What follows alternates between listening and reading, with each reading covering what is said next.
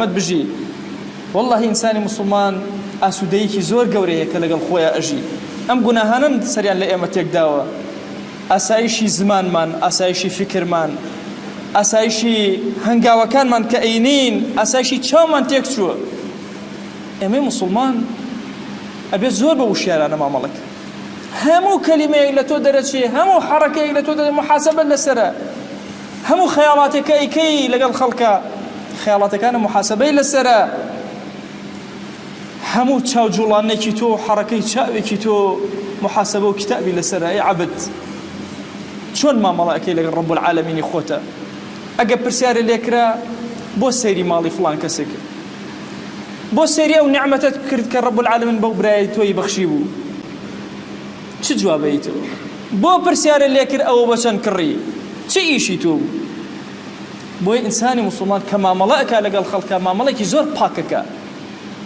بەڵکو هەمیشە تۆ بێ دوعای خێر لەسەر زمانە بێ ئەو کەسە نیعمەتێکی ئەبینی بەسەر الحەمدولله خۆی بۆی زیاد کە بەسەریادا ببارێنە باخی جوانی سیارەی جوانی ماڵی جوانی هەمووی دوعای خێری بۆ بکە خوا هەزاران هەزار ئەوەندەی بداتێ ئەمە صیفەتی تۆی مسلمانە نەک بە دواداچوون و چاوچنۆکی و سێرکردنی ماڵی خەڵک و تەداخولکردن لە کارانێکە کە کاری تۆ نیە کۆتاشتم لە خزمەتانە ئەمەی کە باسم کرد باسی خصوصیەتی مرۆڤە بەڵام هەر گوناهێ تعمیم بوو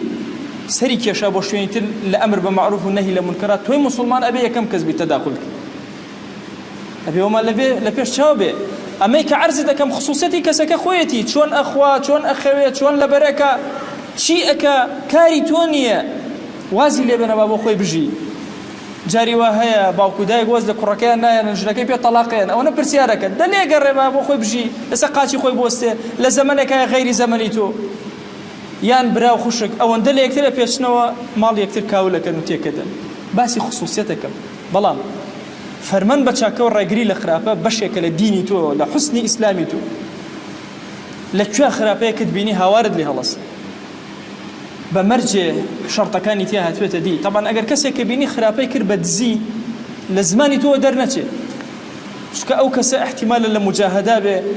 گوناهەکە و خۆی ئەشارێتەوە گوناهەکە خۆیش لەعل لە سوچێکە ڕەب العالەمین لێ ئەبورێ ئەوە ئیشی تۆ نییە ئەگەر گوناهێ بە ئاشکرا کرا ئیشی تۆیە ڕێگری لێ بکەی زوڵمێ بە ئاشکرا کرا ئیشی تۆیە تەداخولی تیا بکەیت و ڕایگری بیوەستێنی لەکوێ ئەتزانی ئەگە فەرمانێ بە چاکەکە ئەم مسلمانە جێبەجێەکەن و ئەجرێ دەسەکەوێت ئەمە ئیشی تۆیە کە تۆ جێبەجێیت ئێمە لە بری ئەمر بە معروف و نەهی لە منکر وازمان لە شتە گشتێکی و گوناهە ئاشکراکان هێناوە هاتوین بەربوونێتە گیانی یەکتر شەڕێکی زۆر قرس لەگەڵ یەکترا ئەکەین هەمووشی لە قیامەتە حسابمان لەگەڵا ئەکرێ چونکە هەمووی بەشێکە لەوەی کە ئینسان تەداخولی کردو لە کاروباری یەکترە